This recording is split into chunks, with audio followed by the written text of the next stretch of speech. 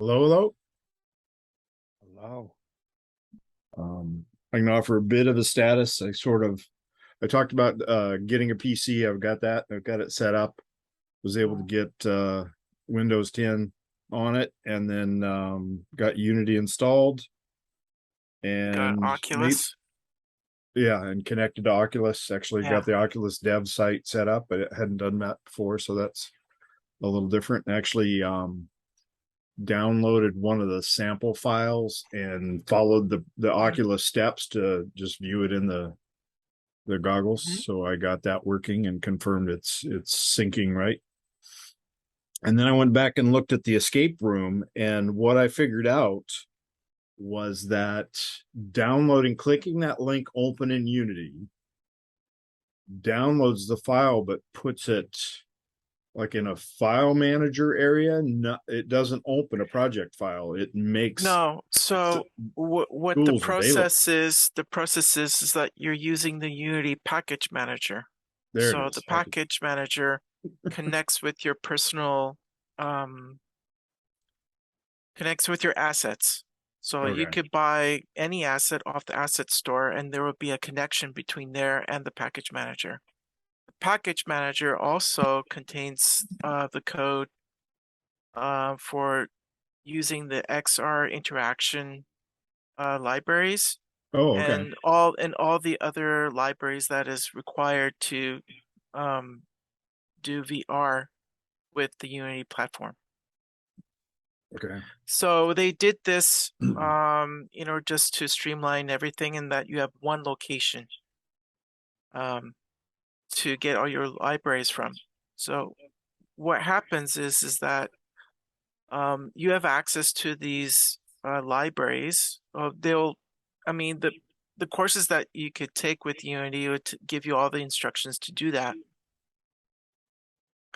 And so once you have that um, in your package manager, you could access them. Usually they're housed on the cloud. And so if you need like a library or something like that, you have to import them in. So Oh, okay. what that does is that when you click on one of the libraries, there's an import button which downloads it onto your computer. And then when you create let's say a brand new project, um, uh, you have to import it in. And what that's going to do is going to copy over the libraries into that project folder that you've created onto your workstation. And this is the place where you usually house your code, usually all your assets, your 3D models. It could be sounds or whatever. Okay. So it's one of the processes. Yeah. So it gets Well, some you get some it gets you getting used to. yep.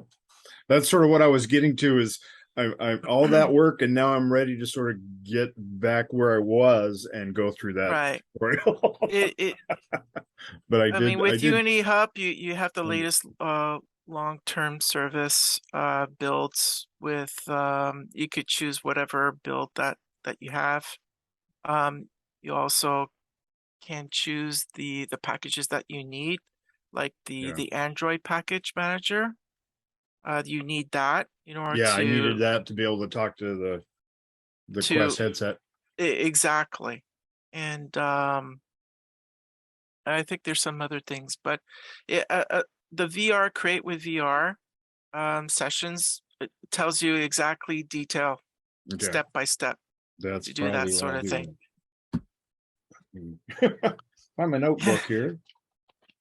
Thank you guys. Keep me flying straight here. And usually when there's a sale going on at Unity, usually they catch me and it's like I buy stuff from them because it's just too cool. And I don't get to use it yet, but there's a Yeah. lot of VR stuff like they sell and it's supposed to make things easier, but there's just so much to learn. It's ridiculous. Uh, Understood, because that's sort yeah, of where I'm yeah, at now. but it's fun. It's Yep. fun once you get it just working, just putting something onto your headset and just using your controllers just to pick up things and throw things, and it's Yeah. so It fun. sounds so simple, but yeah, it really They're is. blocky. I mean, I'm it's there with like you. it's not Yeah. beautiful, but the thing is the experience of programming it and just interacting with it, and it's so fun. So fun. So that's my story. Anybody else want to check in with where they're at with things? I'm learning Blender. All right. Oh, you finished Unity. That's great. No, no, no, no. I was just like, I gotta know, like, how do you create your models, optimize? It's the problem is the optimization of the models, because the models that you buy off Sketchfab or something like that is just they're just so heavy, and it's like there must be a way to optimize them. And so I kind of figure I know that I don't want to create like an elaborate escape room or something. Like I just want to do something simple. But if I just know the basics of Blender, just importing my models into Unity, then I go back to my Unity course and then I just like interact with them. Yep.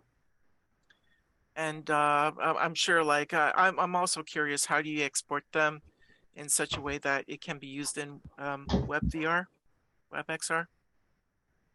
Um, because that's one of my learning objectives this year is just like not only Unity but also to learn how to use 3GS and how to create stuff off just 3D models, interacting with 3D models on the browser.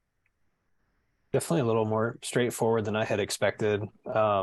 Yeah. I've spent the better part of this last week just trying to get a skybox working. That was sort of my like fun objective, other than writing documentation, which I'm also still in the Oh process yeah. of for other things. But Yeah. um, so I can't quite speak to like interacting with models yet, but I can speak to sort of the low poly nature of having the new models, and yet it probably makes more sense to craft some of your. I mean, there's low poly assets available, Yeah. but Yeah, to the like port Cinti them, stuff yeah, on Unity. Um, but like definitely low poly stuff has is the go-to sort of thing working with VR because it just can't handle yeah, that kind of computation power unless like you have a I'm sure like in maybe in 2-3 years like it would be the VR headsets will be better, but you know it's you have to start off somewhere. yeah. In fact, some numbers that may not mean much to anybody, but I wanted to put them on paper, so to speak. Just to have them in front of me. As far as I can tell, and in talking to the guy that's sort of a mentor for Yeah. me in the just VR development space, albeit he's Mhm. an Unreal guy. Um, there are some universals that apply whether you're doing it on Unreal, Unity, WebVR, Correct.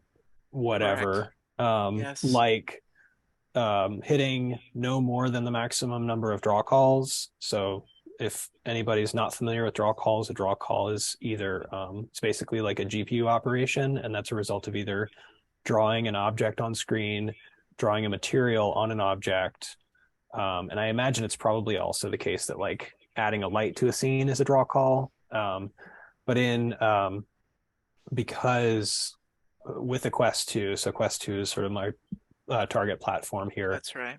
Yeah. And I think that's safe to say for everybody right now.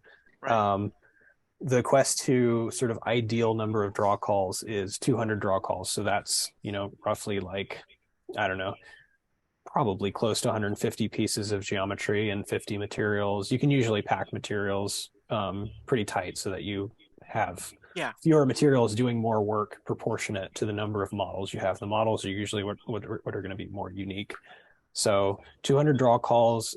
There's actually a documentation on the Oculus Developer Hub about Unity, and specifically talking about like higher sort of physicsy simulation or voice over IP or other sort of processor intensive things mean Yeah. fewer draw calls should be expected, or you should shoot for fewer draw calls because your processors are being used in other ways. But 200 draw calls is a good target. And then so there's the draw call factor. There's the the sort of like milliseconds per frame factor. This is another sort of universal concept. The frame rate you're trying to hit for your application is going to be 72 frames minimum on Quest 2. I think optimal is 90. Optimal's 90. I mean, if Yeah. you really want to go crazy and go 120, but that's pretty difficult to hit. But like 72 frames per second means that you have each frame, you have to finish all your computations within about 13 milliseconds. And there's debugging tools in all the engines and on the web to tell you like how long each frame is taking to execute. And then by nesting, or like not nesting, but by sort of combining your materials or simplifying your geometry or combining your geometry in your art asset or in your art tools like Blender or ZBrush or whatever you're using, you can knock those times down. So there's target milliseconds per frame.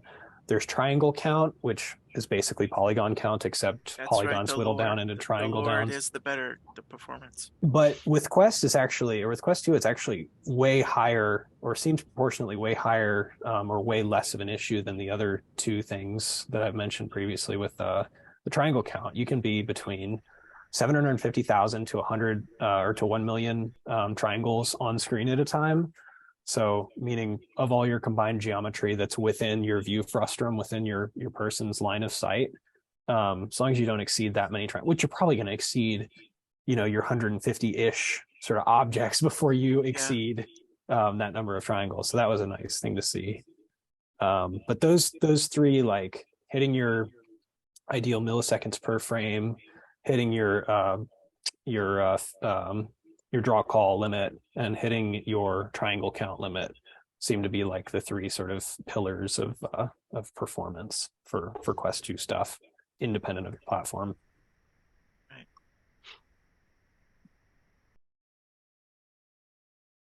That's a pain point. Like I'm using at work, I'm using this tool called Stellar X. This is like it's written in Unity, but apparently that anybody can just import models and just make them interactive up to a certain extent. But when we started the project, what we wanted to do is re-render our offices in Montreal. And so the base office model, it was just so heavy and so many triangles. It was just chugging along, lagging, and I literally was like borderline VR sick. Yeah, that is one thing, is like you can't use photo scanned assets like in their you native can't use your, resolution. let's say your iPhone, the 13 has it? Yeah, And the you can't 12 or the use 13. You can, I mean, theoretically, you could process them down into something more palatable, but and I'm like we had talked about in a previous meeting, that's something I'm interested in, but yeah, not like out of the box. Those are way too high poly count. Yeah.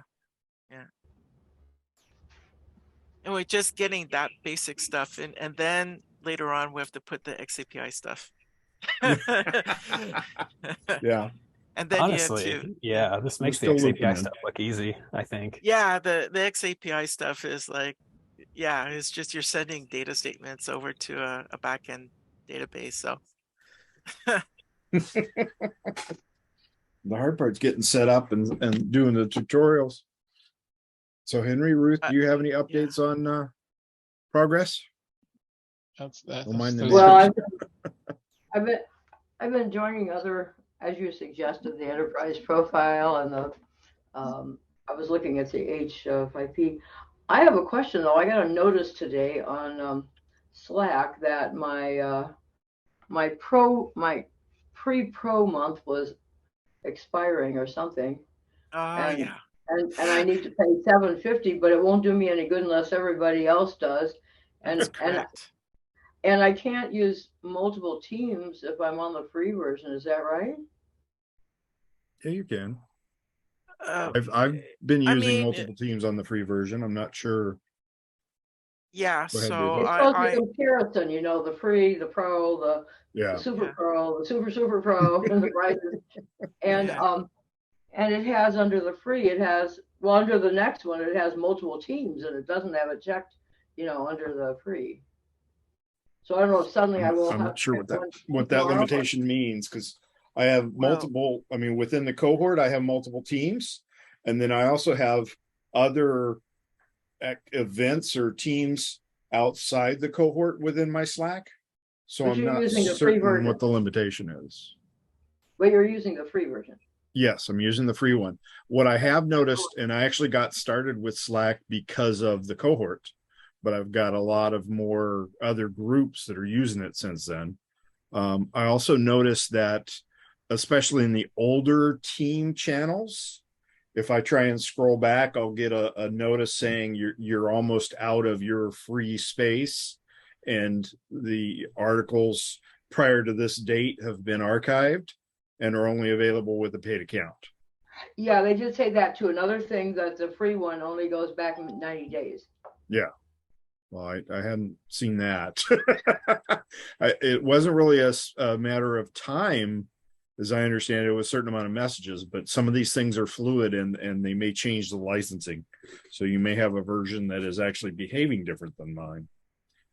Yeah. Anybody else got experience with that, or is everybody using the Yeah, paid so version? I have that issue. I'm subscribed to different organizations, including the XR course that I took here, and you're gonna lose that information if you've been on Slack for a long time. So I first joined the cohort, I think 5 years ago, something like that, and all the old stuff I just can't access them, even if I subscribe to it.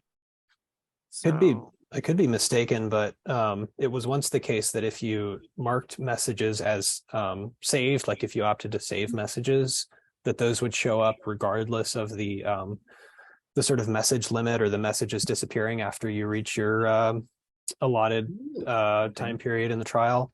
Again, that may not be the case anymore. They may have wised up to that, but I was using that as a safeguard against losing important messages for a long time.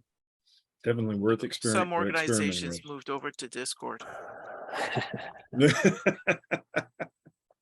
but I think eventually Discord will probably apply the same principle eventually. So anyway, I think what counts is just to make sure that we could get some kind of MVP out. Yeah. We all share I'm what thinking- learned experience, and we could put on a blog post somewhere. Yep. Something like that. Oh, am I mistaken? But somebody, was it Henry, who had said he was hoping to join the group and wanted you to. It seems like somebody right before I did on Slack. No, I just didn't have the Zoom address, but I do now. Yeah, Henry. He says Zoom link for today about an hour ago or so. I'm here. But Yeah. Hi, Henry. Is my made it. is my mic not working? No, It's working. It's Yeah, fine. Okay. All right. I came in and I was listening to it. Sounded like the performance metrics on the Oculus. That was really interesting to me. So where I left off, I was trying to get the hello world of an APK in the virtual environment so I could send the statements. But in one of my several day jobs, I've been working on the CMI5 integration. So I have been working in C#. I do have the Tin Can xAPI, which I think is possible that I could just import that into the Visual Studio that I'm using for Unity. And so as far as sending statements, we spooled up Veracity LRS and got through all of that detail. So we have a hello world in C# that's sending statements because we're working on a CMI5 type of engine. But I think what we're doing is portable back into Unity. Oh, okay. So yeah, I wonder if you can share the C# you mentioned, if you can share enough of it to sort of give us a leap into sending the statement. That might be a running start for some of us. Well, if you want, I have things open right now. If I could share the screen, it says it's disabled. We also, you mentioned getting up and running with the Veracity. Yeah, Jason made the offer to get us up and going if you're interested in that. And then the other one that I had asked about earlier in the I think it's the vendor channel. I'm blanking on the name of it. They mentioned Learning Locker, and I had responded to that. So I finally, I think it was last Friday, got an email back from them that they set up an account for me there. So I'm going to be trying that one soon. So can I share my screen? I did. I might need to enable it. Hang on. Yeah.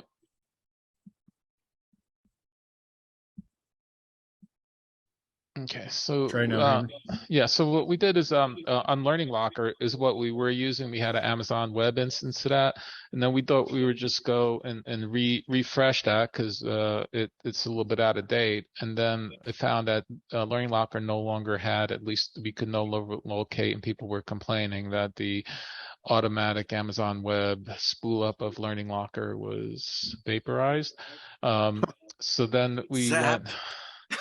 Then we went with Veracity, and what we did is we spooled up an Ubuntu virtual machine, and that install went somewhat okay, except for having to learn how to put the SSL certificates on the end screen. So then we got that up and running, which I think is sitting around in here somewhere. Where is it at? Here it is, right So here. you install in one of your servers? Yeah, Local we have servers? we have a bunch of virtual machines. So in with Microsoft Hyper-V, you could just point it to the ISO, and for us that makes it free, free of expenses. I guess this only lets you log in on one browser, which I must have open somewhere else. Oh, it doesn't remember my login. Yeah, I thought you just Yeah. showed it because I saw something that says Fred Flintstone had. Yeah, we had to change domains because we had trouble getting the SSL, and then we purchased that one was another one. because I didn't know how to do Open SSL and was losing too much time. And for $10, I could just pay for the cert. So then over in here, we went into NuGet. This is a C# project, and I guess under Tools, NuGet Package Manager here. We went and found the Tin Can is available as a plugin. So once we ran that install, so we have these using Tin Can over here, and we just did this one little function right here, where I guess I'm showing you my credentials, which you're We don't see recording. anything. We don't see your screen though. Oh, sweet. If you wanted to show something. I know it happens to me too. Yeah. And then it's like, Well, you could have told me sooner. no, it's just I have to think more That's deeply. right. Maybe we're just waiting until the screen comes up, sometimes. I don't know. Maybe I'm naive, but I tend to look at it as the credentials for sending a statement, unless they're really in production.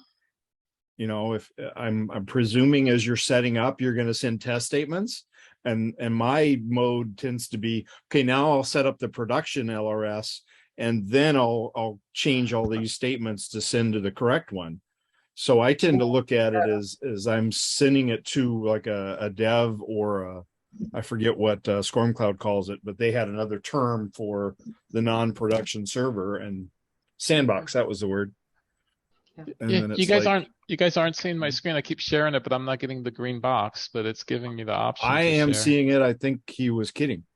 Oh, yeah. I'm seeing it in your, so I needlessly change these credentials, is what you're telling me. All right. Undo. Is that Canadian dry humor or something? I don't know. Oh dear. I was looking. Well, anyway, I won't get into that. There you go. So yeah, so after importing the library, then it kind of gives you you can just create the objects rather quickly with the statements. So I'm using it to return an MVC view, but the guts of it are right here. Set your credentials, your endpoint, and then configure the statement that you're going to want to send. And that's about all I had to do to get it to work. Could you share an example of that code and take out anything personal that I could add onto one of the throw it into as an example? Throw it into the chat Yeah, something like that. Or into Or in The Slack if parts you're that are interested here, they know how to program, but they don't understand how this stuff is fitting in. And I haven't really programmed recently, although I used to teach C and all those good things. Yeah, but I mean, I can so read it, but I can't remember it enough to give them a no, good no example. issues. I'll paste in the Slack because I think that's where things accumulate, right? it'll last better. Yep.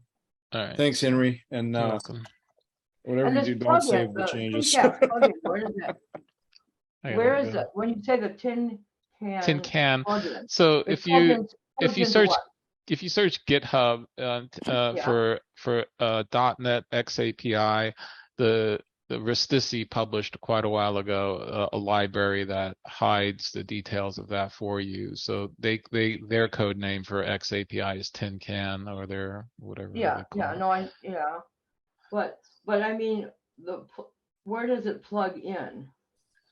Is it it's not into code or into In I added it in as a library in my Visual Studio so I could use it. Yeah, And then Visual Studio. Okay. yeah, and then last week when we're trying to get that Unity project to work, I was in Visual Studio inside the Unity project. So I assume that I can go back into the Unity Visual Studio and also do the same thing. I assume. I don't know if I can or not. I think I The can. programmers, yeah, here at Excelsior, I'll use Visual Studio Code, and they're mostly in C#. And in fact, that's one thing I was wondering if the stuff they've already done in the helmets are programmed in C#. Do they put like little segment? How do the xAPI? Does it have to be like that? Can you embed JavaScript in that or something? I guess if the headset was just able to do a post out of JavaScript, then you don't have a need for any of this. You can just figure it out that way, right? That's how I've been doing it. Yeah, the headsets are language agnostic. They're just an Android device, so they can run an app that's built in whatever language, because that language, by the time it becomes an app, is going to be compiled to, assembly or whatever the lowest level thing is. No, but my question is that they've already got these things running, these modules, these training modules for the gas compression skid or whatever. We want to insert the xAPI into these already developed modules in C#. Was the one program separately suggested somehow tagging in the Unity script, but I mean, which is itself, of course, really JavaScript. But I'm just wondering, the programmers know how to program, but I don't quite know how to tell them to do what to do at this. And in fact, I'm installed Unity on my not a wonderful workstation I have here. They gave me a non-programming one since I'm writing research proposals and stuff. But I thought I got it going. I thought, well, maybe if they can give me a section. In fact, I decided not even to mess with the helmet right now, just for starters. Give me the Metaversity, where you're going around the campus and in the engineering school, and you're signing up for 101 something or other, and visiting this and checking that. And I created a little structure today, on the board of events, picking this button, choosing this, going out of that. And then I'm just going to try to tag those with xAPI statements and get them into something, Storm Cloud. I just want to get from here to there and back again, in a simple code. Does that make any sense? Okay. Yeah, well, Henry mentioned the tin can. You mentioned that Rustici built that, and there's a .NET version. There's also a JavaScript version of it. And my question is, I've also seen a later one. I think it's just called the xAPI wrapper from ADL. So my perspective is it's later than Tin Can. So why aren't people using that? And I believe the answer is, you mentioned the .NET version. Is that why you're not using? I don't know if xAPI wrapper sounds like it's something that you put around a SCORM course or a piece of content to make it send xAPI statements. It's poorly named. It is a JavaScript library, and we used it on another project for sending statements from live code from a development environment. Basically, it was just sending JavaScript. Do you just find that at GitHub, or do you go to receive? Yes. in the ADL GitHub In account. the ADL. Okay, I signed up for a login and So everything. Yeah. I don't, my, yeah, my I, use I don't case. want to derail you, Henry, if you haven't looked at it. No, But I I'm think we guessing have if it. there's a .NET version, that's probably why. No, we have it. I think I bumped into it in some sample AUs that are using it. And that's fine. But our use case for CMI5, where we're creating a specialty learning management system, LMS, it needs to send the init statements, and it's just for us, it's going to be the code behind that's sending it. So having the library, we didn't have to figure out how to do that post in our code behind. Yeah. That's why the .NET version made sense for us. We may be interested in it too. I saw some little note today. I don't know if anybody knows about that, but that for going into Canvas, which we ultimately want to do, right now we're just using it a single sign-on. We're getting even to there and going to use it more for the authentication, not for the authorization. And but I saw that that CMI5 was best for that. Does anybody know about that for Canvas? The Canvas instructor people here seem to be non-existent since the first day. I haven't seen them on the team. I go back there and nothing's happening.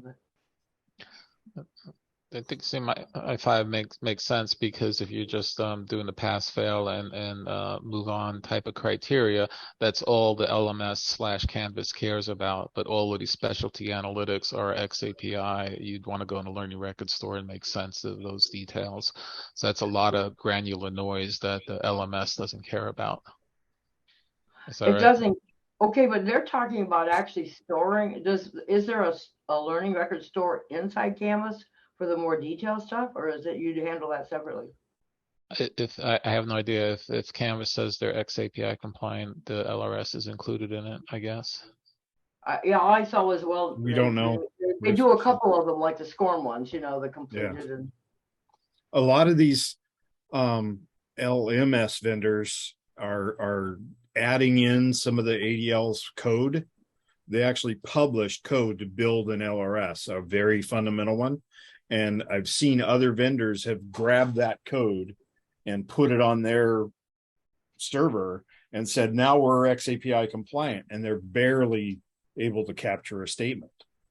That's what my impression they're was not, of Canvas. I have not seen. the evidence challenge behind it. is there's actually a compliance test suite that the ADL published, and they actually have I don't know that they publish ratings, but they actually have a list of quote compliant LRSs, and that's the one that Jason mentioned in the main meeting. Was he said, make sure you're working with a compliant LRS rather than somebody who's just claiming that they're doing it. I've actually run into that with a couple different vendors. Yeah, I know on CC when I was looking at the SCORM cloud. I don't really know where Canvas is. It's like is. 100 tests or something. Yeah, and most of them haven't done that. Okay, I need to do that too. Another thing for my to-do list. When I finally get all these things on the to-do list, Henry, I'll respond more on LinkedIn. But right now, so my goal is probably the same as you guys. Is that I'd like to have that a Hello World APK or project for the VR model, and whether whoever gets there first just hopefully shares it, and then add this code into it would be. It seems like low hanging fruit. Did you look at the art? I think it's Winkleman. Not sure how to pronounce it. His presentation that was that Peter Gunther recommended in our channel. I looked at Art's blog where he talked about taking a pinball game or some game and adapting it, but I didn't notice right away if that was AR or if that was just a Unity 3D game. I'm not sure about those specifics, but the reason I was asking is he actually got into the code view and walked through some of the details, and I'm just thinking it might help you see some of the calls that he made and what he did.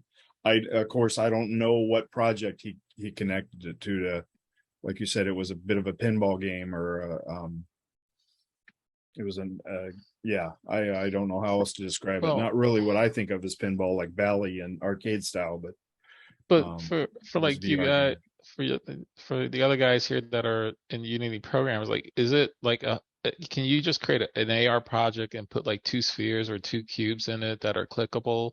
Is that super quick and easy to create and share? Yeah. I could try that. Actually. Thank you. That'd be helpful. And then I could go You through the like- mechanics of how to create an APK and put it over the USB wire and put Yeah. it on my headset and all that stuff. Like you were saying, David, I mean, if we just had something that had Very simple. Just click a table with blocks on it, and maybe you stack a block or just pick one up and that generate a statement, or you select it. you know, be oversimplified, but That'd be awesome. Yeah. Okay. yeah. So I've got the warning. I think we're about 3 or under 3 minutes. We're down to about 2 minutes Okay. before we get booted again. I think that's a good objective Can- for me to try. Can I out ask you, for okay, next and then week. are we gonna come back in again then? Yeah. Yes, you can just use the same meeting Okay. link. It's still up there in Slack. But So I might get basically disconnected. the Oh, you I- will. yeah, it's What- going to what- disconnect us. And as I understand it, because I set the meeting for an hour-long window, after Mhm. 40 minutes, the meeting link is still active, so we can come back into the same link. I see, didn't okay. explain that before the meeting ended last time I was trying to, and it cut off.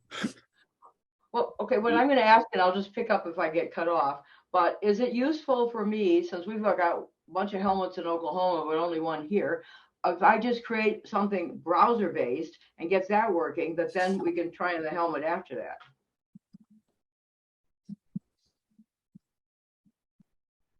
I think so. Thanks, Kevin.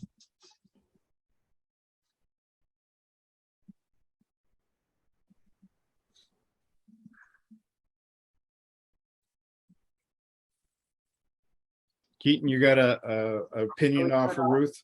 She's asking if it would, they know they're going to be building for the Quest, Right. but would it be worth, I mean, how reusable would code be if they develop something for WebXR and then try to repurpose it? Would they be able to use the same project? Probably. If Yeah, that's nothing not else, actually my question. We have stuff that's both for the helmet and Mhm. for the browser Mhm. already developed. That I Okay. may mess with. Or I could start something from scratch too, like the cubes or something. But if I take something like just going from the electrical engineering building to the whatever, pulling up your course list, going in, going out, but not actually in the module itself, I was just going to experiment from that because that's also done in the headset. The students who. Here we go. All right. Here you go. Hey, Henry.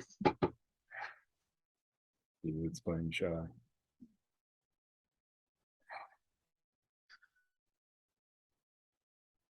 So Keaton, is that super quick or fast to just create, like you'd go into Unity and create a new VR project, and then I was trying to, because someone was showing me how to do it, then the other day I tried to do it myself and tried to drag a sphere into the stage, is that what it's called? And make that clickable, but I wasn't able to find the sphere anymore. I assume so. I think David's gonna be among the right people to ask that. I'm in the web side of things. I'm gonna, okay. You were in a headset. you're not doing so both. I assumed you were the professional here. Oh no, far from. No, I'm Okay. the rogue. Well, you had a lot of details when I joined earlier about polygons and things. I was Yeah. impressed. I appreciate it. No, that's just, again, there's a guy that I work with that like knows this stuff inside and out, and I only know things because he's in close proximity. So Osmosis, okay. yeah, exactly. I was trying to think of like what That is the remote one charging, advantage. wireless charging. I need to be in that room. Yeah, Yeah. yeah. Oh. No, I'm happy to try to answer your questions, but I don't know the answer to that one. You brought up a good point. I don't know if hopefully David's able to hear. One of the things I noticed, I went back and watched the Meta presentation, and there's actually an edited version on YouTube now where apparently there was a lot of marketing and extraneous stuff and they condensed it down. So it's from about a year ago when they're changing the name of the company to Meta, and they're talking about the metaverse. And one of the things they talk about are a couple products that are out there in Questland. And one of them is workspaces. And I was wondering if we should try and host a meeting in workspaces at some point and get everybody on their headsets and see if we can't join in. That'd be interesting That experiment. would be cool. Yeah. So the I'll suite put of that in tools. Slack. Go ahead. Right.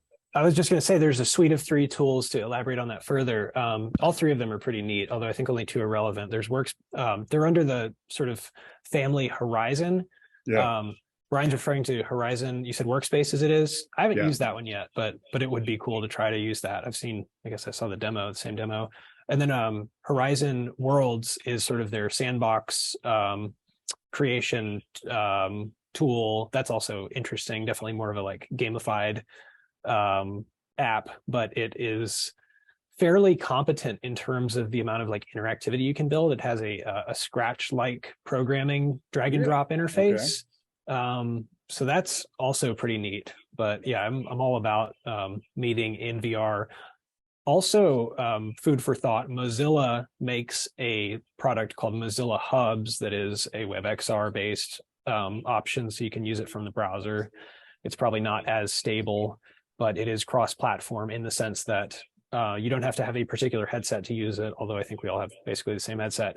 And also you can access it with a sort of like 2D or flat device. You don't have to be in virtual reality. You can sort of walk around in sort of a first person or third person kind of perspective in a browser and operate with other people that are in VR or not.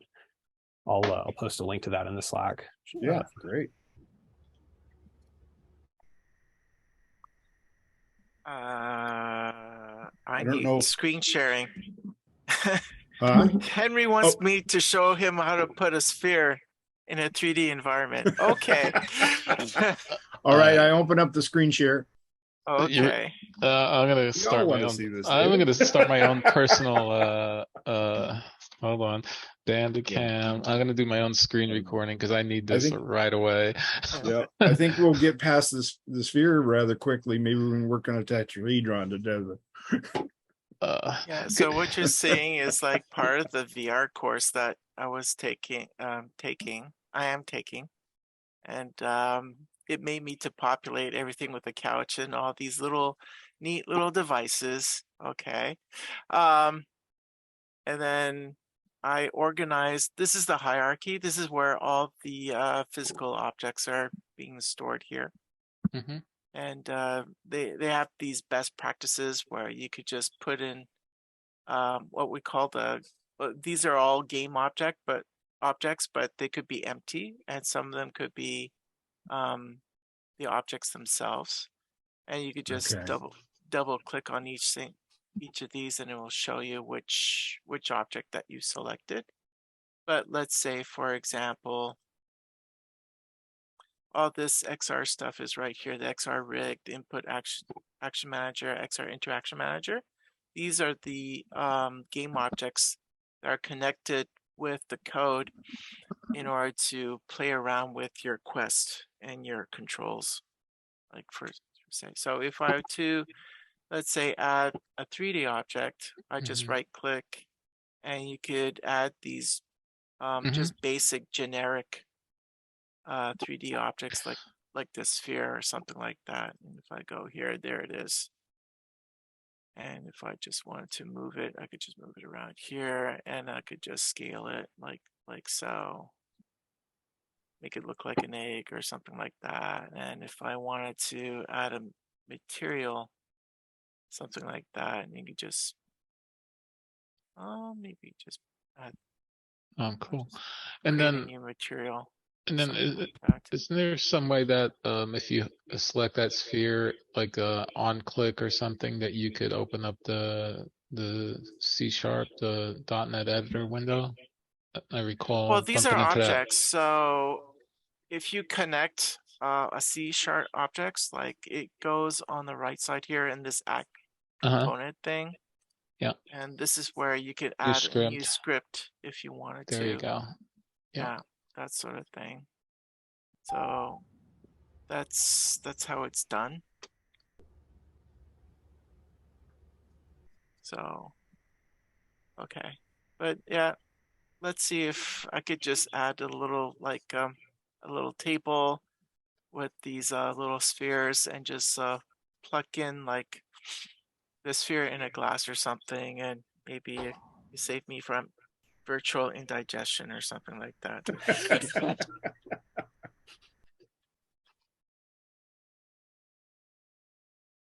But so far in my course, I've just laid out these things, added lights, added objects that you could just pick them up. Like there's this ping pong ball with the racket, and I could grab these things right there. But there's some things that you don't need to grab, like this lamp or something like that, or this plant. So you could select which object. Let me just select on that. Yeah. It's using the XR grab interactable right here, which is a component right here. Mm-hmm. You can find that out, and you just type XR grab interactable, and it would assign this piece of code into there, and so that when you're in VR mode, you could just grab it with your hands. And like in here, oh yeah, like that, the controller, like the left hand controller here and the right hand controller Mm-hmm. is attached to the XR rig, and your XR rig is your camera on your headset. Your So viewpoint. yeah, so it connects. You have to connect the main camera with the XR rig, which is and this left hand and right hand controllers, like so. So when you run the program, you'll see like these two spheres with this red line, which is a raycast line, so that you could point your line onto an object, and so that you could pick it up, but just by pulling the trigger. So that's what's going on in here. Anyway, you'll find out if you take the course. Anyway, it's wonderful fun. Yeah, it looks like it. Yeah. I'm having a ball. Of course, this is like a very, very small area to work with. I don't know. I think they're trying to prove the point that sometimes, like when you, let's say, take a model or something like that into your environment, you have to make sure that your models, your 3D objects are comparable to real life. So you have to make sure that, let's say, the length of this racket matches to an actual racket. So sometimes, like some 3D artists, scale to it. yeah, you have to scale it to the proper height. And that's like an important point that like I totally like missed out. And so if you do like these kind of 3D environments, you have to make sure that everything's up to scale. The good thing about it is that Unity uses like the metric system, so probably 1 unit is 1 meter. So you base that off. So let's say this racket right here is actually, it's actually 0.25 centimeters or something in length. So when you're locating these objects, when you import them, they already have some default scale, and it's using some real world scale, is what you're saying. Yeah, and sometimes they could be really off. So once you import them in Unity, you have to make sure that the length or the scale of the object is comparable to real life. And it would be visually off as well, so you would know there's a problem right away. Well, right? you don't see that when you're doing this in Unity offhand. You'll see it when you put your Quest on. Oh, so this paddle could be ginormous, or like if you put a toy dinosaur in there and it's a real dinosaur size. Yeah, you don't know. It could be so small or so big. I thought this was what you see is what you get. I didn't expect that to be disconnected. No, because like you could zoom in and out, so you can't really look Yeah, it's floating. really Very low. gauge about the sizes of these objects. Games Like- also like often will sort of disproportionately size objects, like doors in games I think are famously larger than they would be proportionally in real life. So if you're using Yeah. assets from a pre-developed first person or third person game, you'll find that the assets are wildly disproportionate because Right. designers catered to previous expectations that were sort of falsely established. Basically what's on your screen. But once you put on the headset on, it's a total different experience. Wow, didn't expect that. Thank you. Yeah. I can demo a very basic skybox if anybody's interested in seeing that. That'll be though. fun. Yeah, Yeah. that'd be I'm gonna great. go run and grab my charger though before my laptop dies. Okay. It's a teaser before a commercial. All right. Yeah. Thanks, David. Yeah. No Yeah, problem. thank you. And I'm just checking. I don't see anything that tells me what our time constraint is yet, so I'm hoping we have another 40 minutes. Mhm. But, we'll see. Yeah, that door looks the right size. That's a real life door. Could I try to phrase my Wait, question now it's more really small. with his charger that I was trying to ask the bridge between the two sessions? What I'm trying to ask, and maybe not asking very well, is it has to do with one, what are the challenges that you're most trying to demonstrate, and in the various things that I'm trying to do here, what would be most useful? And would it be useful if I took something where we have the same kind of setting developed? They're doing other things right now, but they're going to get back to this, and they wanted me to look at the xAPI aspect, right, and the Canvas integration, although they may not be the same.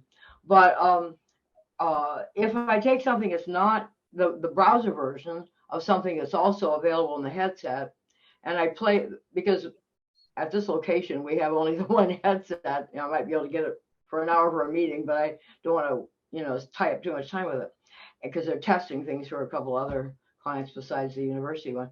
And so if I did something where, say, we're navigating and reading the course and going into a course and up to going into the module maybe, or because the modules right now don't have a browser version, just to going through the campus and picking courses and going through have browser versions.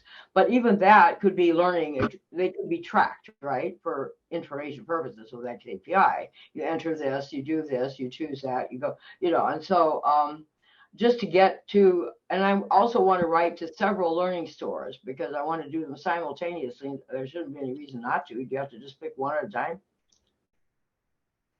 I hope not. I anyway. don't Well, think you I do, don't but that's think you part of the need to have library. multiple learning record stores just for one application. I think that's a bit that's overkill. In It's your not LRS, testing environment, I want to check out the different learning stores. So, and also on the Learning Guild's 2022, what people want, they want people to be able to, they want to be able to put things in more than one learning store at the same time, the personal one, the organizational one, the other one. And so I thought, well, while I'm at it, I'll check that aspect out. But I don't see very many people putting anything in more than one at a time. Is there some reason? I've seen where and also on the ADL meetings they talk about like one LRS echoing or mirroring the statements to other servers, and you could also do that by filter of you only want things from this profile or this profile selectively, which is pretty cool. But I don't a standard assignable unit, I think, is expecting to be told on hydration or initiation where the one LRS endpoint is, and then your LRS can be configured to echo those statements in multiple endpoints. Okay. So yeah, and I've not mastered the the art of where you tell it to go to the LRS. So in other words, it's not in the statements. The statements show like the URI for the individual verb of wherever it's been published and that sort of thing. But the LRS is set up as an endpoint, and then you stay that within a section of. You could switch. Well, your courseware or your 3D or your project might have it embedded in it, or it might be launched with those parameters passed in, saying here's where the endpoint is and who the actor is, who the email, the identity of the user. So you pass in, or in the launch string, or by having the AU pick up that information, where the AU is made aware of where it needs to talk to. So it might be associated with the particular learner, with their authentication and then authorization. Is that what you're saying? So part of a single sign-on, then maybe through Okta or whatever that they're looking at doing, like with Canvas. That might be. Yeah, single sign-on You'd have to have a happens development somewhere. team implement that. Yeah. Right? Yeah, that's somewhere else, and then the AU is hydrated with their identity, right? With their agent. Is that agent or actor? So the single sign-on happens somewhere. Could you have an LRS that you're sending everything to for your research and background, and then the individual users with their authorization is then going to one with that user, but overall, say you have several users, if it's associated with them for their sign-on where the LRS is going, but then could you have you ought to be able to have some kind of, I guess it might not be an official LRS, I guess, as Brian had pointed out, it's a database, but somehow you want to capture this stuff to be looking at. You don't want to have to be talking to Canvas or every bit of research you're doing about your stuff, you know what I mean? Keaton, are we ready? We are. I say that. We'll see if we encounter any issues, but at very least, we'll probably have some amount of sort of blockiness in the video because I'm streaming from this headset to the laptop to you guys over Zoom. So we'll see how it goes. Sweet. Now, are you having to cast, or are you able to show it through the wire? I am. I'm still having to cast. So there's a. That's a good point. Actually, I hadn't thought about that. I don't think that cast implicitly means wireless. In this context, it just means whatever kind of connection you have to the headset. Which in this case is wired for now. But yeah, let's see. Oh, okay. Let's see how this goes. So I forgot to mention it. I was able to do some screen casting from my headset to the laptop and record it, but it was wireless. Cool. And now that I've got the PC set up and got a wired connection. So we see your desktop and it says cast device waiting for connection. Okay, you should see there you go. Here we go. Yep. Hey, look at that. All right, so first things first, I've got a couple skyboxes I've been experimenting with. This one's a testing skybox just to have, frankly, a clear sort of orientation for what's the front of the skybox, and also arrows that I drew on roughly to demarcate which sides are which, because it was a matter of getting sort of the pieces aligned. And I'm going to put this in context with sort of what this would look like if it were missing pieces, because it's kind of funny to see it as an actual box instead of what looks like a clean panorama. Let's see here. How's the streaming quality? How was the streaming quality? It's fine. Doing really well. Okay, good. What's a skybox? So a skybox in a game or any kind of 3D experience, if you have some like extended sort of horizon or the sky or just whatever your sort of distant surrounding is that you're never going to interact with, the way that those are displayed is generally you'll take a cube and you'll make it way bigger than the player, and then you'll project or texture the inside. Those are synonymous in this case. You'll project or texture the inside of each of the 6 faces of the cube with specifically oriented sort of panoramic pictures of a sky or a surrounding. It can be really anything you want. And assuming it could be a star field space. That's the next one I'll show. It's really cool. Yeah. It's fun.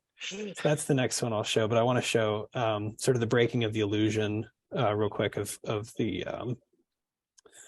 panorama, because it's pretty wild when you realize how like how it is just a box. So let's see. Okay, so I didn't even have to refresh the browser, which is cool. So you can see I've now assigned the We like still see your top code. of. Oh, We whoops, see the sorry. code. We're not seeing the. There we There go. you go. Okay, Yeah.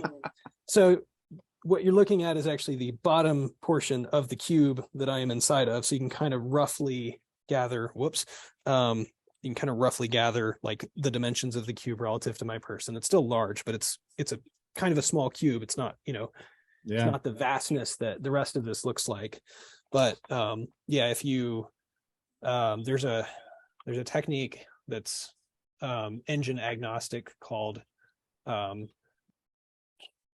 think it's like cube map capturing. If you look that up, you'll you'll find, you know, you'll be pointed in the right direction towards the towards how you obtain images that look like this. But yeah, again, sort of the idea is you get basically a virtual 360 photo of this, but you we're seeing the code still. Oh gosh, It was there for a minute. there we go. Yeah. There we go. It's all right. It's back. Yeah, so we can see The ground is back. Ground's back, no more sky. Anyway, so you can get a lot out of sky maps in terms of just like, you know, having a believable exterior, especially when people aren't paying too much attention to it. And then I'll go ahead and switch over to the space one, because that's the one that we're actually going to use. Now, are those images a capture? Those images, if I had to guess, I think somebody 3D modeled that environment. Okay. Well, actually, for that one, it may very well have been a capture. It looks more photographic than 3D modeled. But I think the way you'd usually do it is you either do, in the real world, get a 360 photo of an environment. And then I assume there's some specialized tools that let you then convert the 360 photo, which is usually mapped as like a long panorama, into 6 individual square tiles that form sort of that shape. When you see an unwrapped cube in geometry class or whatever, they form that sort of lowercase t shape, and then you feed that into whatever your engine is, or at least in this case, the WebXR or the 3JS engine wants sort of that T-shaped thing. You have to get the orientation of top and bottom right, because they're a little finicky, but you feed those in, and then again, the person that did the capturing of the image sort of made it seamless already. Like, and I just pulled these off of, I think it's called Free Game or Open Game Assets, something like that, kind of obscure website that happened to have a couple of these that were decent resolution. But like the Unity store and the Unreal store have all kinds of their own, and those are great, and those are perfect for a Unity project or an Unreal project, but I wasn't able to leverage those for this because of the way that Unity and Unreal sort of like seem to They work differently. Yeah, and they also apparently it's easier in Unreal than in Unity. It's entirely possible, but each one sort of like they don't really give away the secret sauce. Like I don't know how you'd actually get to the raw asset. There's probably a way, but I figured easier to just source something online that was sort of mediocre to decent quality. And then okay, let's see, hopefully this will work as intended. And then I'm also going to enable I'm using a helper library that includes among other things some like volumetrics and other like particle-y kind of effects. They have a built-in one called Stars. It does a decent job. There's some visual sort of jitter in the headset. It's sort of hard to see from you guys' perspective, but the combination of the stars plus sort of like this vague sort of nebula looks pretty neat. And again, they're twinkling too. They definitely do twinkle. Not exactly intentional, but I'm not sure how to get rid of it yet. So it's a feature, not a bug for it's the immediate term. We'll see how distracting it is for actual users, but anyway, just needs little USS Enterprise in there somewhere. Yeah, really. So I wanted to try to throw together a button, just a like sort of rectangular prism in the world that had some text on it that said "click me," and then do some hover effects, and then tie that to a post request that would then actually like submit an xAPI statement to our instance of Learning Locker. But that'll probably be for next time. I was scrounging around to try to make that work. It didn't quite get there, but anyway, but yeah, this stuff's pretty neat too. I want to demo a physics thing at some point too. It'll probably be a different project, and it'll probably be later on. But there's not. I guess this is the sort of CMI5 realm, maybe, or I'm not sort of as well versed in this as I should be. But there's the some need to define custom verbs for XR stuff, because you don't have verbs out of the box like grabbed or touched or maybe I'm sure there's a profile out there that covers that. Well, in that case, I probably need to go look for that profile, because I've been looking for it and I haven't found it yet. Oh, really? If you do find it, let me know. I will also look Yeah. for it and let you know if I find it. But That's good. Yeah, that's high on my list. Yeah. Yeah, because like, I mean, the conversation about having some blocks in a sort of play space that can be dragged or dropped or things like that, it'd be really nice to have those kinds of, like, I'm sure everybody's thinking those kinds of verbs to register for the experience. So yeah, we had developed some topographical memory tests for pre-Alzheimer's testing back a few years ago in Unity, using shapes and things on the table and remembering where things were, and comparing this scene to that scene. And but it was in an older form of Unity, in a free form of Unity, and I don't know. I'll have to check with the developer is going to be working with us on this project soon anyway. But see if I could get a hold of that. But I was thinking also that my psychologist friend was just telling me of another test like that he would like to see developed, a different one. Maybe I'll use that as a learning exercise for myself. And put, think about how to put this in right from the start, because when you start talking about the 3D shapes and all, that'd be simpler than a gas compression skid or engine repair, or the things that the guys are doing here. And maybe it's useful. He can, if nothing, demonstrated in his psychology class at UT. But so yeah, but I've been looking through the profiles, and one place I saw in the Navy or someplace, I saw a list of an AR, XR, VR profile, but then when I went, I couldn't find it anywhere. But it was like on a list of things that they thought were, I mean, maybe it was planned and wasn't done or something. But I was looking through, a lot of places there trying to find those. That's a darn shame. What? That's a darn shame. We really do need that. Well, but they have directions, and Brian sent me all this profile primer. They tell you how to publish your own profile. So I'm thinking maybe that wouldn't be bad to follow those directions, even if ultimately you find that they're already there. Just for the practice, you're kind of getting in shape what you need to put together for that, right? Yeah, I tend to think that's right. Kind of a proposal for it, even if, and then see what is there. And it sounds like you can, one thing, the question I had that I'm not sure I totally understand. I think you can. I think I saw a profile somewhere. I'm trying to remember which one. I've been looking at too many. It might have been the CMI5 one. It was one where in it, a couple of the verbs had a URL that was not with the others. It was often from one of the other profiles. So it looks like you can do that, put together a profile and just use published verbs if they're appropriate, not misuse. You're misusing them. Like the scenario in the tin can one didn't seem at all what we were using for scenarios in our how to repair an engine thing, so it was more like lesson. Ours was more like a VR lesson. Lesson was better descriptor than scenario for the way we were doing it compared to what Tin Can was doing on that. But and then maybe put some patterns. But yeah, grab. I haven't found grab anywhere. Maybe, but is there some way you can just do a search through all the 700 verbs or something wherever, just to see if anything is a match? That's one thing I'll have to try. I've got so many different irons and so many fires here that I haven't done all the things on my to-do list, but so those are on there. But there was at least one good catch-all verb. I think it was something like, I guess it was like interacted with, but yeah, probably not specific enough for our use case. Interesting. There were also, I think there were verbs for walk and run.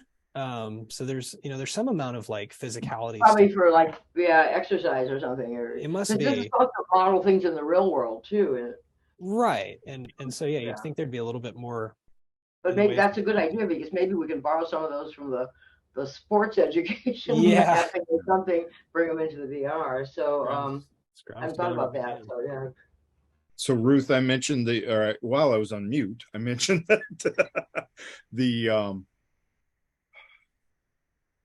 the Torrance Learning Profile Flattener has, I believe, a way to search, but neither of them, neither the ADL profile website or the Torrance Learning one, really have a full list of all the verbs that are in use.